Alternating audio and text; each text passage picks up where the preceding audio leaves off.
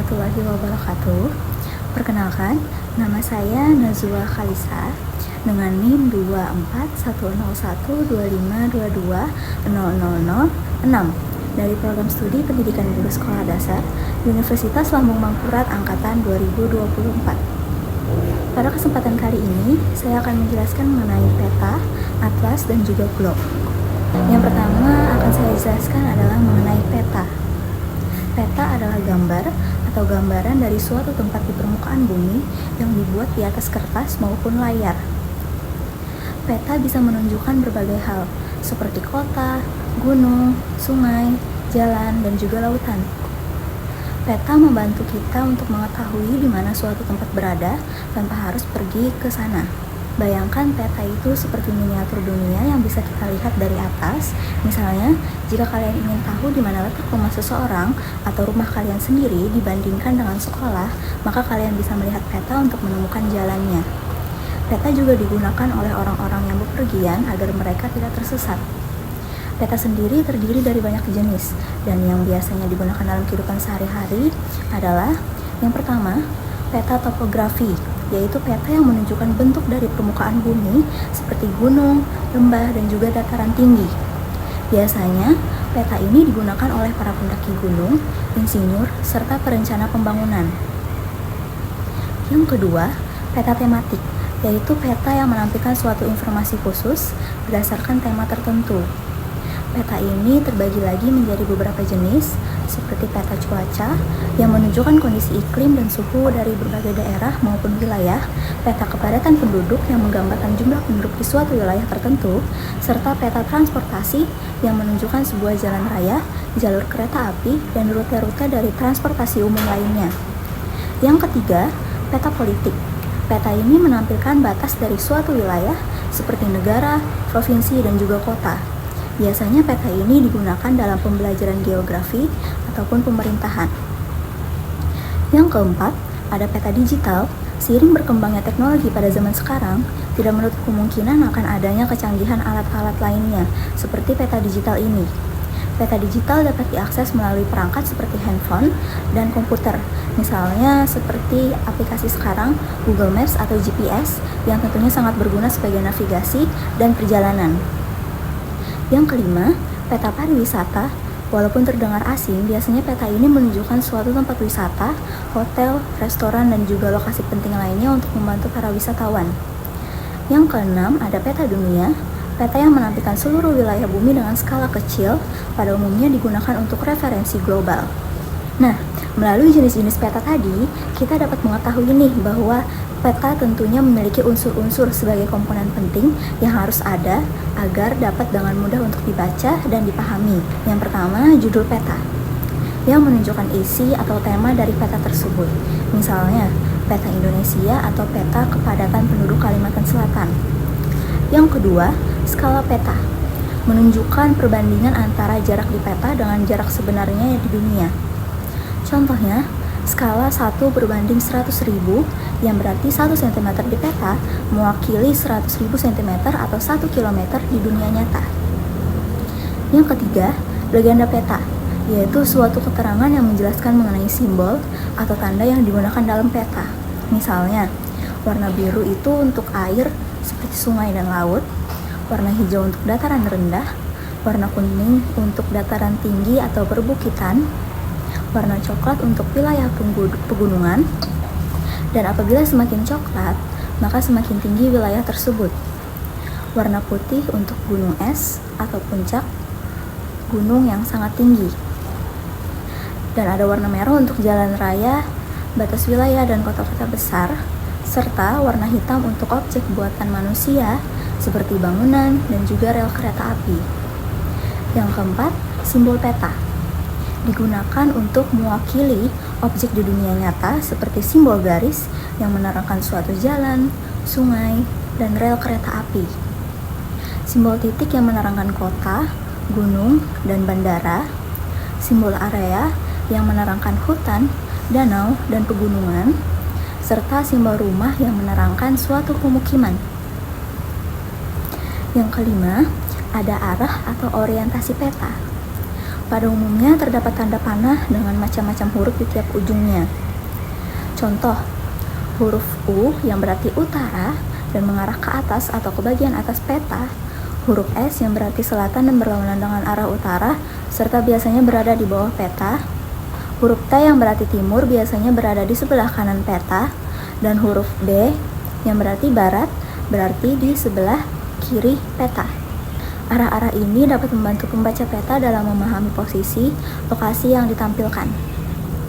Yang keenam ada garis astronomis, yaitu garis lintang dan garis bujur. Garis ini digunakan untuk menentukan koordinat dari suatu tempat di peta. Yang ketujuh ada inset peta, merupakan sebuah peta kecil yang disisipkan dalam peta utama untuk menunjukkan lokasi yang lebih detail lagi atau lokasi yang lebih luas.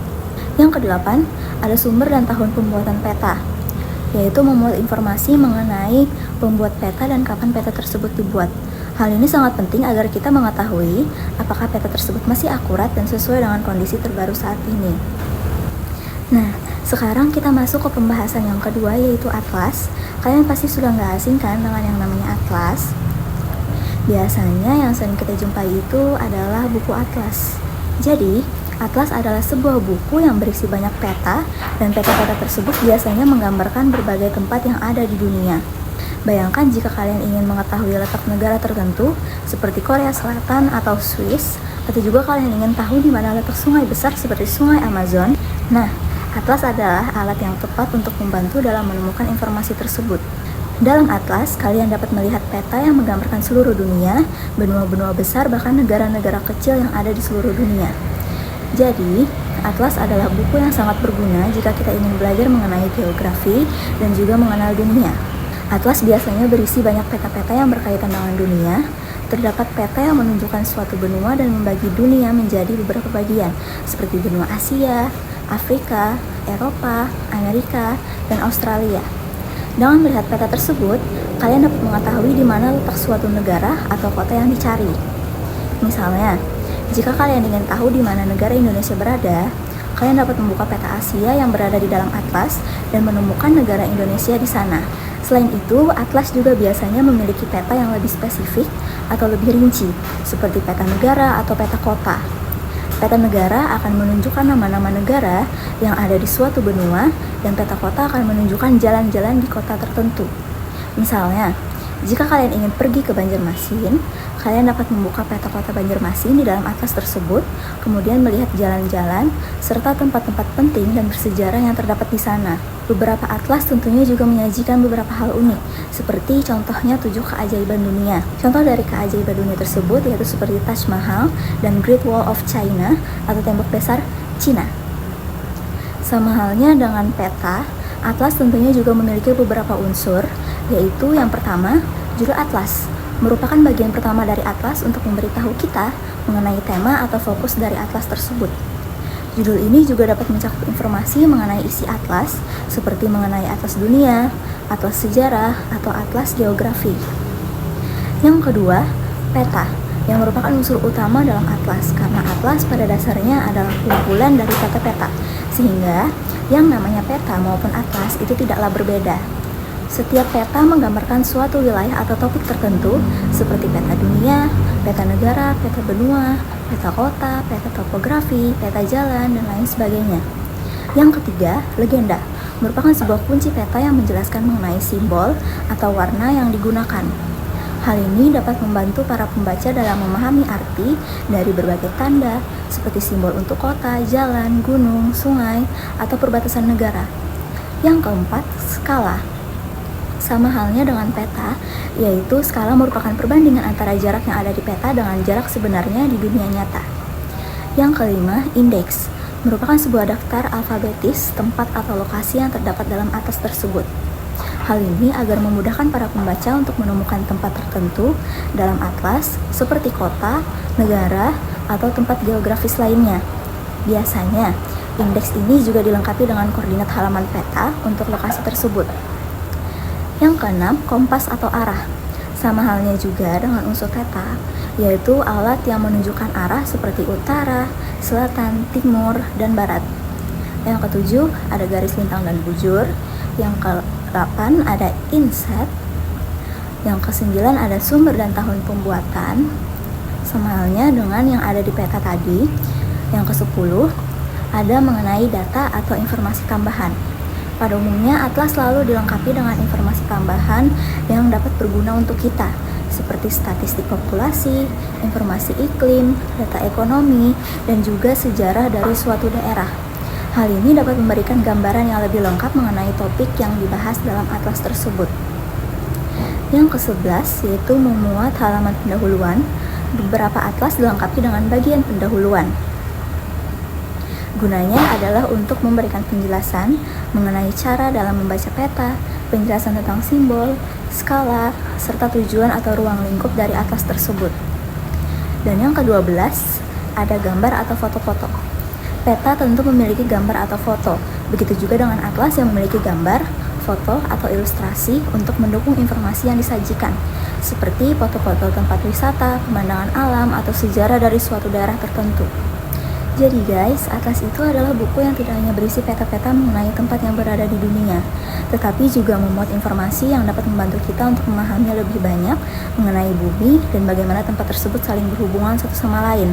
Atlas adalah alat yang sangat berguna untuk kita dalam belajar geografi, mengenal negara-negara, memahami kondisi cuaca, dan sejarah dunia. Dengan membuka dan membaca atlas, kita dapat mengetahui dan pergi kemana saja tanpa harus benar-benar pergi ke tempat tersebut. Kita juga dapat melihat bentuk-bentuk dari negara ataupun pegunungan dan juga laut di seluruh dunia, serta mengetahui informasi yang menarik mengenai tempat yang ada di dalamnya melalui atlas. Jadi, jika kalian suka belajar mengenai dunia, atlas merupakan teman yang cocok untuk membantu kalian dalam menjelajahi bumi. Tibalah kita di pembahasan yang terakhir, yaitu setelah membahas mengenai peta dan atlas, sekarang saya akan menjelaskan pembahasan yang ketiga, yaitu mengenai globe. Globe adalah sebuah model atau miniatur dari bumi yang berbentuk bulat atau bola. Jadi kalian bayangin bumi itu seperti bola besar. Nah, globe itu versi kecilnya. Dari globe ini dapat membantu kita untuk melihat dengan jelas bagaimana bentuk dari bumi dan bagaimana negara-negara serta benua-benua yang tersebar di seluruh dunia. Selain itu, biasanya globe atau bola dunia ini dapat diputar-putar. Globe tentunya sangat berguna karena kita dapat melihat bumi secara lebih nyata. Dengan melihat globe, kita mengetahui di mana letak suatu negara, benua, laut, samudra, dan juga menunjukkan garis ekuator dan pola dunia yang membagi bumi menjadi dua bagian, yaitu belahan bumi utara dan selatan, serta menunjukkan garis khatulistiwa dan juga kutub. Jadi, kalau kalian ingin tahu di mana tempat tinggal seseorang atau tempat tinggal kalian sendiri dan negara lain, globe dapat membantu menjelaskannya dengan cara yang mudah. Misalnya, kalau kalian ingin tahu di mana letaknya negara Belanda, cukup cari di globe dan kalian dapat melihatnya secara langsung. Pada umumnya, globe terbuat dari bahan yang kuat seperti plastik ataupun logam, dan di permukaannya terdapat peta dunia. Biasanya, globe dilengkapi dengan garis lintang dan garis bujur yang dapat membantu kita untuk mengetahui posisi suatu tempat yang berada di dunia. Jadi, garis lintang itu merupakan garis yang berjalan horizontal ataupun melintang dari kiri ke kanan, sementara garis bujur adalah garis yang berjalan vertikal dari atas ke bawah. Melalui garis-garis ini, kita dapat menentukan lokasi dari suatu tempat. Selain itu, globe juga memiliki kompas kecil yang berada di atas dan menunjukkan arah dari utara, selatan, timur, serta barat. Melalui kompas tersebut, kita juga dapat mengetahui arah dari suatu tempat ke tempat lainnya dengan mudah. Oleh karena itu, globe merupakan alat yang sangat unik dan berguna dalam membantu kita untuk memahami bagaimana itu dunia. Dengan bentuknya yang bulat dilengkapi dengan peta, kompas, dan juga garis lintang serta bujur, globe dapat memungkinkan kita untuk belajar mengenai suatu lokasi, benua, negara, laut, dan lain sebagainya yang berada di dunia. Globe membantu kita menciptakan pandangan mengenai dunia yang luas ini menjadi lebih mudah dan untuk dipahami. Sekian penjelasan dari saya mengenai peta, atlas, dan juga globe. Terima kasih. Wassalamualaikum warahmatullahi wabarakatuh.